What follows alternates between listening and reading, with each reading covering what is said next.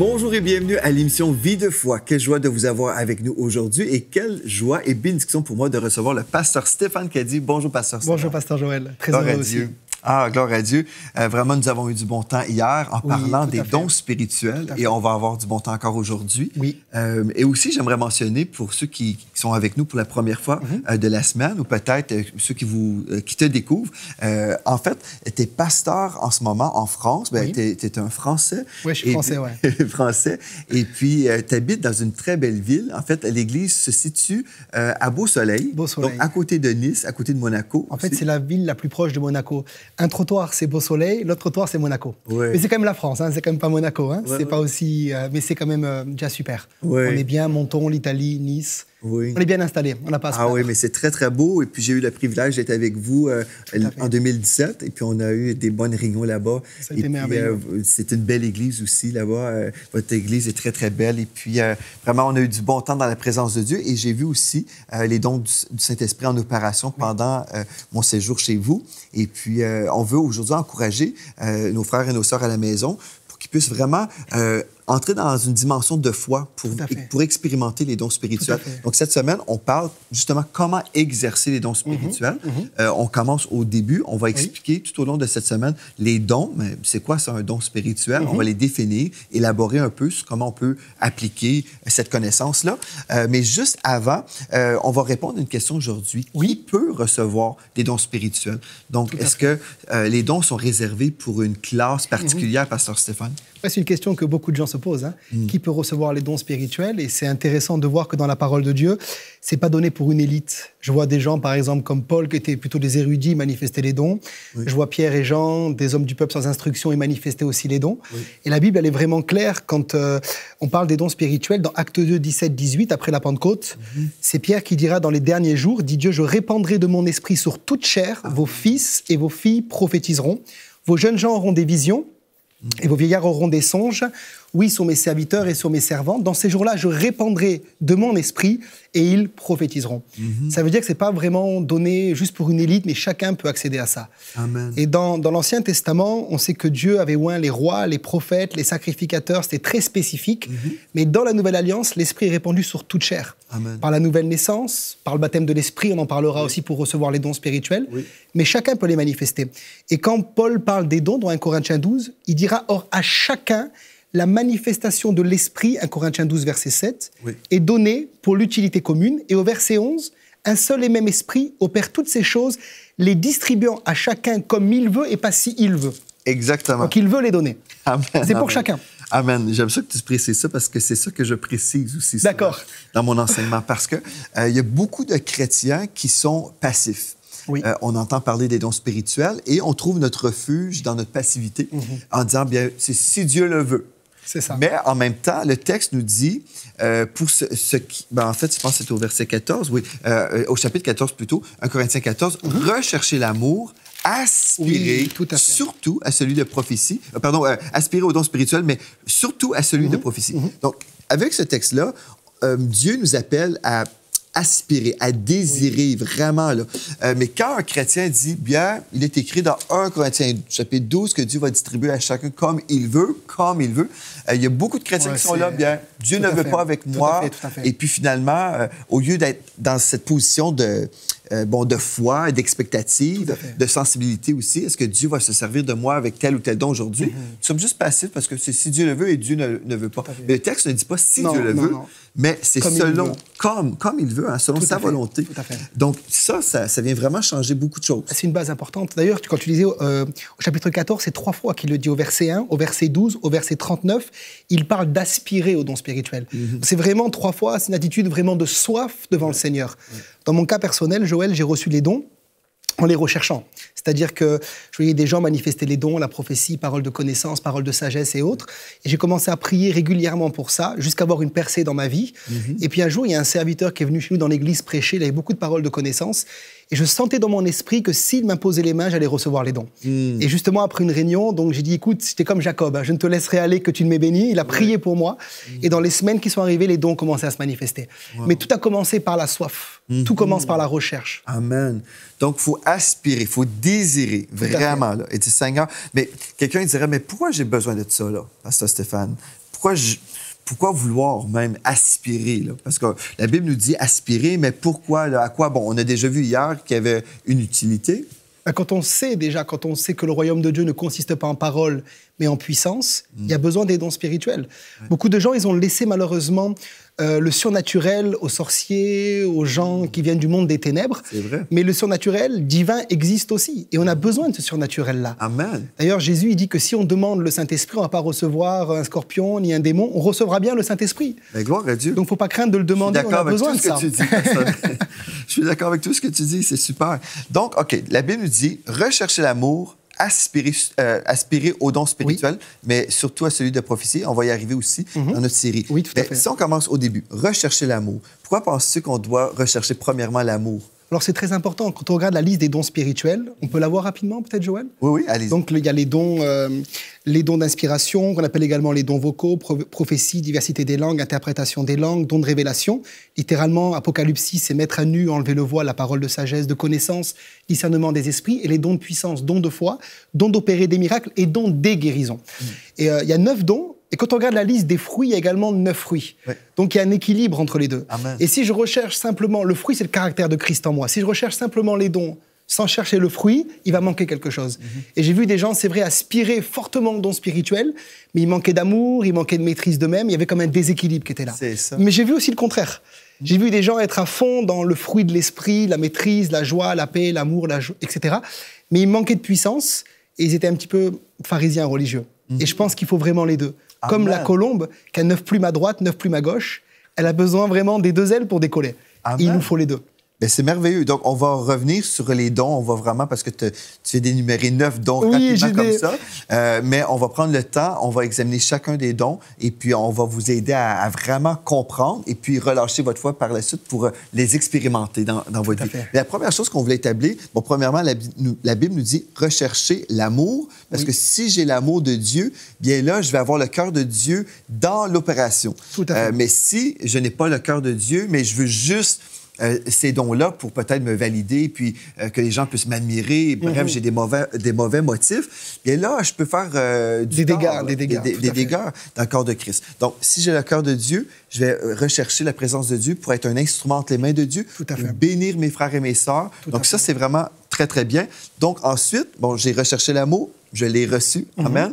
L'amour est déversé en moi par le Saint-Esprit, selon Romains 5.5. Et là, aspirer aussi aux dons spirituels. Donc, je vais être ouvert. Je vais croire, premièrement, que les dons spirituels sont pour nous, selon 1 Corinthiens chapitre 1, verset 7. On a vu hier que les dons du Saint-Esprit étaient avec nous jusqu'à la manifestation de Jésus-Christ. Jésus n'est pas revenu chercher son Église. Donc, forcément, les dons sont pour nous aujourd'hui.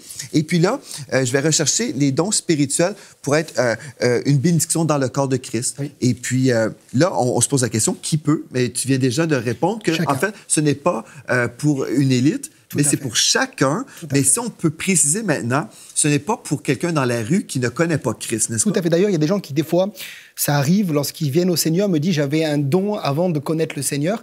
Si le don vient avant la nouvelle naissance, il n'est pas divin.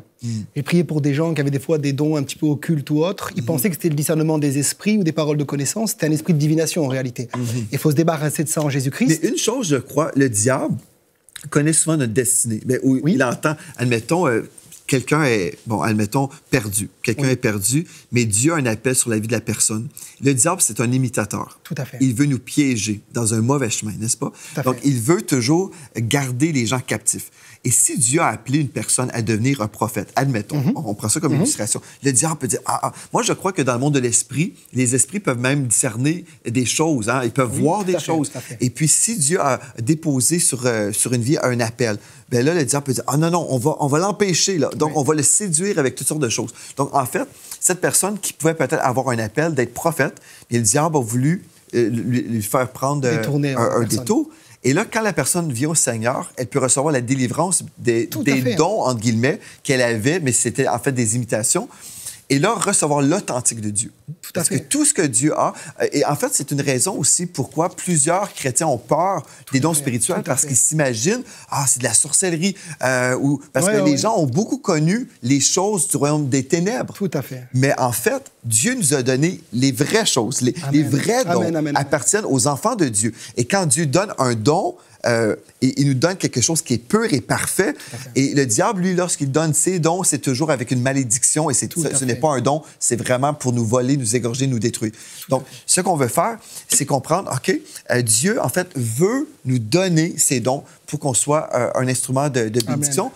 Mais aussi, comme tu viens de dire, ce n'est pas pour une élite, mais c'est pour chaque enfant de Dieu, pour chacun. Et puis là, pour entrer et vivre, expérimenter ces dons-là, on devrait aussi s'ouvrir à vivre une expérience avec le Saint-Esprit, n'est-ce pas? Parce que les dons n'arrivent pas par la tête. Là. Ce que tu dis, c'est très, très important. Parce que j'ai vu beaucoup de gens s'intéresser donc aux dons sans s'intéresser vraiment aux donateurs. Ah, oui. C'est comme si, par exemple, je veux marier mon époux juste pour sa cuisine, elle va être triste. Je la marie pour son cœur. Et beaucoup de gens ne s'intéressent pas du tout au Saint-Esprit, ils n'ont pas de communion avec l'Esprit, ils ne parlent pas à l'Esprit. D'ailleurs, certains disent qu'on ne peut même pas prier le Saint-Esprit.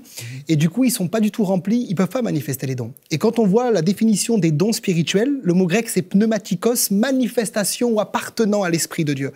Donc, si je veux manifester les dons, j'ai besoin du donateur. Ouais.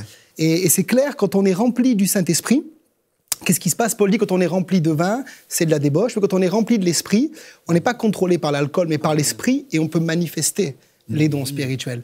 Souvent, d'ailleurs, ça se passe comme ça, en tout cas dans ma propre vie personnelle. Je m'édifie beaucoup au travers de la prière en langue, parce que je crois que le baptême de l'esprit est une condition aussi indispensable pour recevoir les dons spirituels. Et j'aiguise mon esprit, et c'est après avoir prié dans l'esprit que souvent Dieu met des intuitions, des visions intérieures, etc., des choses dans mon esprit, et je manifeste les dons. Mais si quelqu'un n'est pas du tout intéressé au Saint-Esprit, à s'édifier, il ne peut pas manifester les dons spirituels. C'est ça. Parce qu'une chose très importante, quand nous sommes baptisés dans le Saint-Esprit, ce qui se produit, en fait, c'est qu'au lieu de travailler juste avec notre intelligence, on peut aussi, comme tu dis, on reçoit la plénitude du Saint-Esprit en nous. Amen. Et là, on reçoit un langage spirituel. Tout à fait. Ceux qui ne connaissent pas ça, mais un langage spirituel, en fait, c'est un langage de prière. Tout à fait. Des fois, dans le corps de Christ, les gens ont confondu le don des langues et les langues qu'on reçoit au baptême du Saint-Esprit. On va en parler aussi. C'est tellement important. Mais en fait, on a un langage spirituel et c'est tellement merveilleux parce que, comme tu dis, on peut s'édifier soi-même. Amen. Des fois, les gens ont pris le texte pour dire... Tu vois, on fait juste s'édifier soi-même, donc à quoi bon? En fait, c'est vraiment important de s'édifier. Bien sûr. Donc, je m'édifie. Et dans Jude, en fait, nous sommes exhortés, on doit s'édifier dans notre très sainte foi en priant en esprit. Donc, je vais prier en esprit. Et puis là, certains vont dire, oui, mais tu ne comprends pas ce que tu dis. Mais en fait, l'apôtre Paul nous a dit, en fait, il n'a pas dit que c'était une mauvaise chose. Si on va juste dans le texte... Tu rends d'excellentes actions de grâce. Exactement. Mais aussi dans 1 Corinthiens 14, dans le même passage ici, dans le même chapitre, 1 Corinthiens 14, il est écrit, si je prie en langue, vous voyez, déjà là, on peut voir, c'est un langage spirituel de prière. Hein? Donc, on va prier. Si je prie en langue, mon esprit est en prière. Amen. Mais mon intelligence demeure stérile. Donc, certaines personnes vont dire, bien, à quoi bon? Parce que tu vois, ton intelligence demeure stérile. Mais est-ce qu'on veut prier uniquement avec notre intelligence? Non, parce que parfois, on ne comprend pas, on ne sait pas trop comment prier. Et au verset 15, que faire donc? Je prierai par l'Esprit, donc par mon esprit, mais je prierai aussi avec l'intelligence. Je chanterai par l'Esprit, mais je chanterai aussi avec l'intelligence. Donc ici, si on veut comprendre, je peux prier en français avec mon intelligence. Là, je comprends et mes frères et sœurs qui sont avec moi, admettons, vont comprendre si je prie pour... Peu importe le besoin, les gens vont comprendre. Et là, si je prie en esprit, je vais prier en langue. Et là, on ne comprend pas, si nous sommes en groupe, dans un petit groupe, on ne comprendra pas, mais notre esprit va comprendre. En fait, notre esprit connecte avec l'Esprit de Dieu. Et même si je ne comprends pas les paroles que je vais prononcer à ce moment-là, souvent, je vais comprendre le besoin ou le but de la prière. Par exemple, peut-être, juste avant de prêcher, je vais dire, OK, Seigneur, je vais prier pour cette réunion. Je vais prier pour le message. Je vais prier pour l'inspiration du Saint-Esprit. Je prie en langue, en esprit. Et puis là, l'Esprit de Dieu est en train de me bâtir et je m'édifie moi-même. Amen. En priant comme ça. Mais c'est tellement important parce que si on ne prie pas en langue, on prie juste avec notre intelligence. Donc, en fait, nous sommes limités avec notre intellect. Et c'est difficile de couler dans le monde de l'esprit juste à partir de notre tête. C'était vraiment une priorité pour l'apôtre Paul. Lorsqu'il arrive à Éphèse, dans Acte 19, il leur dit « Avez-vous reçu le Saint-Esprit quand vous avez cru ?» Et il y a beaucoup de gens qui attendent parfois des années et des années avant de recevoir le baptême du Saint-Esprit. On voit qu'il n'y a qu'un seul exemple biblique où ils attendent, c'est à Jérusalem, Acte 1, verset 4. « Attendez, c'était la première fois, c'était la Pentecôte. Mais une fois qu'ils ont reçu, ils n'attendent plus. » Dès que les apôtres arrivent, ils prient pour les gens. Avez-vous reçu? Les gens sont remplis du Saint-Esprit. Et dans le verset 6 d'Acte 19, lorsqu'ils vont parler en langue, juste derrière, ils vont prophétiser. Donc tout de suite, on voit la manifestation des dons spirituels qui accompagnent le baptême du Saint-Esprit. C'est glorieux. On ne peut pas rentrer dans cette dimension des dons en négligeant donc cette dimension également de la prière en langue, qui est le signe initial, en réalité, du baptême du Saint-Esprit. Amen. Et puis, s'il y a quelqu'un à la maison qui vous dit « Ah, moi, je ne comprends pas tout ça », j'aimerais vous inviter à écouter une prédication que j'ai faite il y a plusieurs années, mais en fait, elle est toujours vraie parce que c'est la parole de Dieu. En fait, le titre, c'est « Le puissant baptême de l'Esprit », le puissant baptême de l'Esprit sur le site web emctv.com. Et puis, vous pourrez vous exposer parce que je passe à travers tous les versets pour vous aider vraiment à saisir cette vérité qui est absolument essentielle pour la vie chrétienne. C'est essentiel. Vraiment, là, on peut monter au ciel quand même. Tout à fait, tout à fait. On peut monter au ciel pauvre, fatigué, malade, triste, mais bon, on est sauvé. Mais le mieux, c'est de vivre notre héritage sur la terre. Amen. Et de vivre pleinement ce que Jésus a accompli pour nous à la croix. Amen. Et je pense que beaucoup de gens ne le vivent pas aussi par manque de connaissance de ces choses-là. Ouais. On peut commencer à vivre quand on sait que ces choses sont pour nous. Elles sont bonnes. D'ailleurs, Jésus dit dans Marc 16, « Voici les miracles qui accompagneront ceux qui auront cru. » Et un des miracles, c'est qu'ils parleront des nouvelles langues. On doit chercher ces choses. Ouais. En tout cas, je sais que dans l'église locale, on n'attend pas forcément 10 ans pour que les gens le reçoivent. Rapidement, ils sont baptisés d'eau. Et puis rapidement, selon ce que Pierre dit après la Pentecôte, vous recevrez le don du Saint-Esprit. La promesse est pour vous, vos enfants, en aussi grand nombre. Absolument. Pas besoin d'attendre forcément 15 ans, 20 ans. Oui, même pendant un baptême, on peut voir, même le baptême d'eau, on peut voir un baptême de l'Esprit même au même moment. Parce Amen, que l'Esprit de Dieu est déjà sur la terre. C'est glorieux. Il nous a déjà été donné. Et je me souviens, un baptême particulier, il y avait un jeune homme qui venait d'être sauvé. Et puis, quand j'ai fait le baptême, vraiment, il a reçu l'onction de Dieu. Il a été ivre en esprit. Wow. On l'a sorti de l'eau, ivre dans l'esprit, en priant en langue.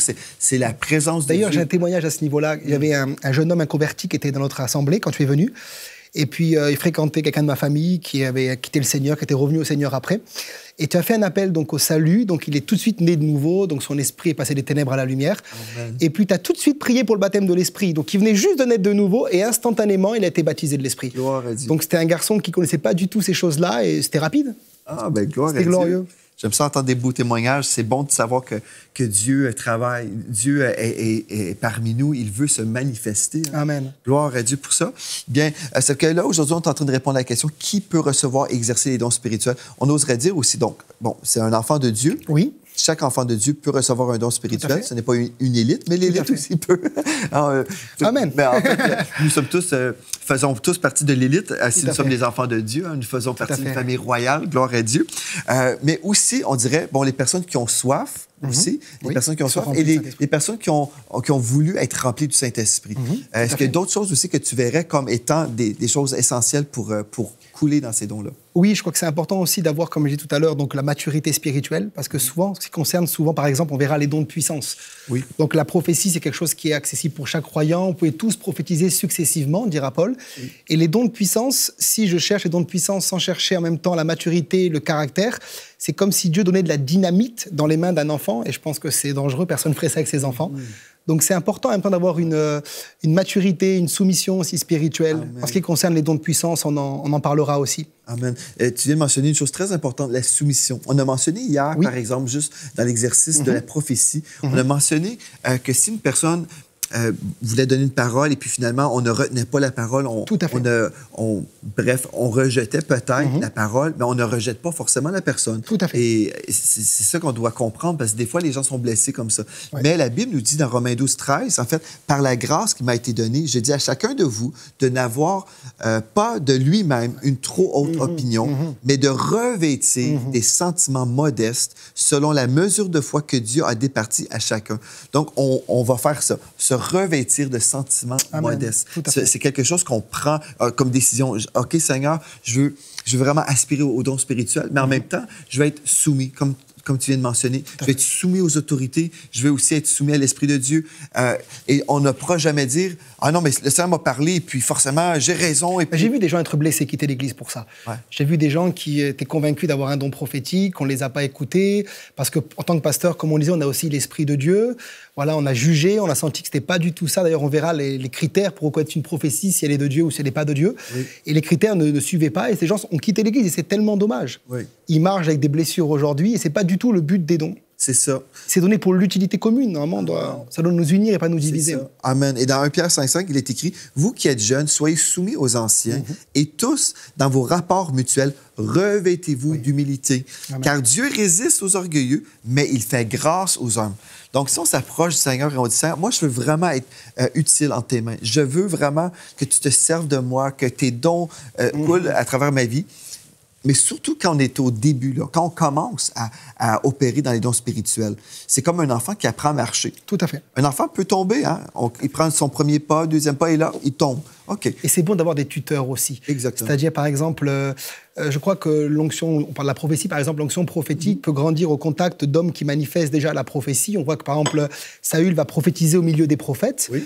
Et c'est bon d'avoir des tuteurs spirituels. Et le tuteur, normalement, donc, c'est les ministères aussi que Dieu établit dans l'Église. Exactement. Et régulièrement, d'être enseignable, d'écouter, de recevoir. Je sais, quand tu es venu, par exemple, tu as aussi prié pour moi, je suis plus jeune que toi, hein, et des choses sont libérées encore. Et je crois vraiment à ça. Au contact d'hommes ouins, il y a des choses qui se passent. Gloire à Dieu. Et j'avais vraiment à cœur, quand on a fait la première émission, de dire à des personnes, justement, qui peut-être méprisaient la prophétie, de ne pas la mépriser. Il est dit dans Thessaloniciens, quand on méprise la prophétie, on va aussi éteindre l'esprit. C'est vrai. Et beaucoup de gens méprisent parce qu'ils ne comprennent pas intellectuellement ce qui se passe, ils éteignent la vie de l'esprit. C'est ça. Alors qu'au contact d'hommes qui sont loin, quand on est ouvert, on est enseignable, on est simple, on est humble, comme tu l'as prêché, on peut recevoir encore plus de dons. Et, ouais, c'est ça. Et si nous sommes dans le mépris, bien, on ne peut pas recevoir la bénédiction de la personne qu'on méprise. Tout à fait, ça c'est clair. C'est vrai. Hein? Comme pour l'enseignement. C'est ça, à tous les niveaux. Donc, on veut marcher dans l'humilité, c'est une chose tellement importante. Et si nous sommes là avec cette soif authentique et on veut vraiment que le Seigneur se serve de nous, bien Dieu, il va nous faire la grâce. Amen. Ici, c'est ça qu'on retrouve dans la parole. Il fait grâce aux humbles. Tout à fait. Une des choses, comme tu mentionnes, on peut avoir des mentors et on peut exercer dans un contexte aussi en sécurité, si on veut. Dans notre église locale, parfois dans des petits groupes, des groupes maison aussi. Dans notre église, c'est là où j'encourage beaucoup les gens. J'ai fait des enseignements dans l'église, bon, dans la grande assemblée, mais admettons, la première fois qu'on prophétise, bon, ça peut se produire dans la grande assemblée, mais c'est probablement préférable, en fait, de commencer dans un groupe maison.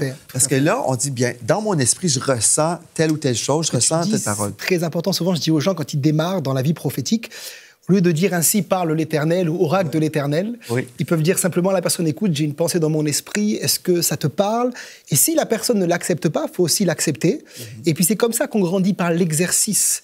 Celui qui n'exerce pas ne grandira pas. C'est ça, exactement. Donc, comme tu dis aussi, on n'est pas obligé de dire « ainsi parle l'Éternel ». Parce que dans l'Ancien Testament, en fait, la raison pour les prophètes disaient « ainsi parle l'Éternel », c'était pour faire une différence entre les faux prophètes. Donc, ainsi parle les faux dieux. Donc, ainsi parle l'Éternel. On fait une distinction. Pour nous, aujourd'hui, dans la Nouvelle Alliance, nous avons la révélation biblique, qui est l'autorité que nous avons aujourd'hui. Donc, toute parole prophétique doit s'accorder et doit être biblique, absolument. Mais là, quelqu'un qui va prophétiser, moi, je l'ai entendu en grandissant dans les églises toute ma vie, j'ai entendu des prophéties, ainsi parle le Seigneur. Bon, ce n'est pas un péché de le dire, mais ce n'est pas nécessaire. On peut juste prophétiser. Et surtout quand on fait du ministère un à un, on a reçu une vision, on a reçu une parole dans notre cœur.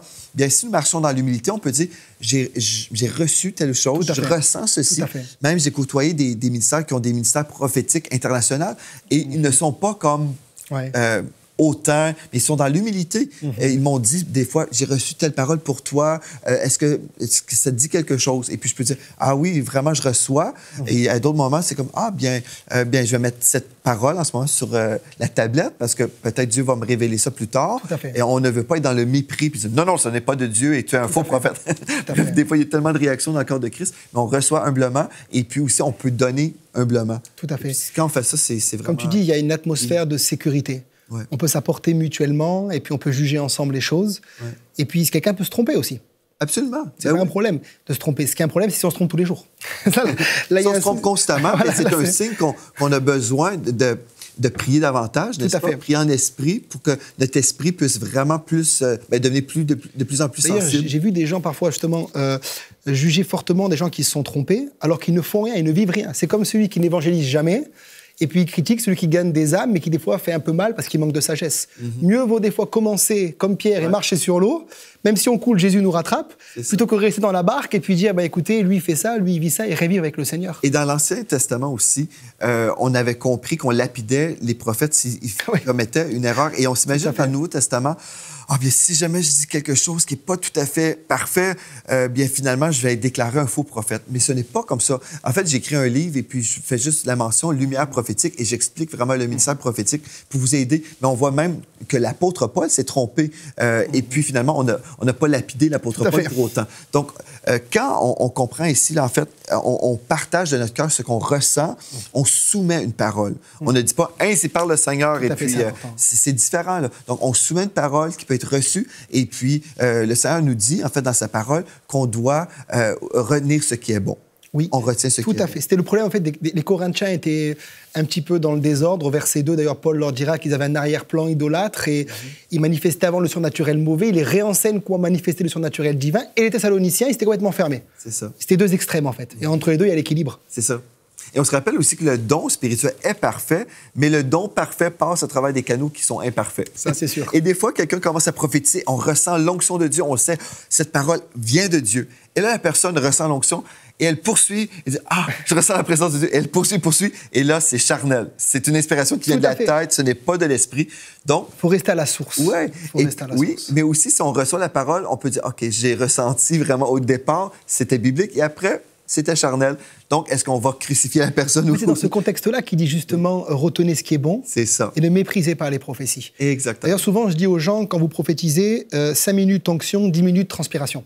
C'est-à-dire, voilà, restez à la source. S'il y a 3 mots, c'est 3 mots. Si c'est 10 mots, c'est 10 mots. Ça. Mais c'est pas forcément besoin de faire une prédication. C'est pas un enseignement. Exactement. Oui, c'est ça, absolument. Et puis, si on se rappelle toujours le premier point qu'on a vu aujourd'hui concernant comment aspirer au don spirituel, juste avant, rechercher l'amour. Donc, si je recherche l'amour, si je donne une parole prophétique dans une église, par exemple, bien, ce ne sera pas un message de condamnation où j'écrase, je juge mon prochain, parce que Dieu n'est pas comme ça. C'est pas le but de la prophétie dans le Nouveau Testament. Non, c'est pas du tout. On va voir aussi que vraiment, c'est pour exhorter, consoler et édifier. Donc, c'est ça. Si quelqu'un prophétise toujours le malheur et finalement, on ressent comme une douche froide, c'est terrible. On sait que ce n'est pas inspiré par le Saint-Esprit. Même Jésus, lorsqu'il parle aux 7 églises de l'Apocalypse, avant de parler des défauts, il parle d'abord des qualités. Ouais. Avant de dire « Repens-toi, tu as perdu le feu du premier amour à Éphèse », il dira quand même « Tu as éprouvé les faux apôtres, tu as souffert à cause de mon nom ». Jésus parle dignement à son Église, c'est comme ses enfants. C'est ça. Et Dieu parle avec amour parce qu'il veut nous sauver, pas nous écraser. Amen. Amen. Donc, je veux vous encourager. Si vous êtes une personne et vous aimez le surnaturel, bien, peut-être, si vous réalisez que vous avez besoin de vous ajuster, peut-être au niveau de l'amour, peut-être au niveau aussi de l'humilité, bien, c'est une bonne chose parce que Dieu nous appelle à avancer dans ses voies, dans la bénédiction, pour qu'on soit une source de bénédiction pour les gens.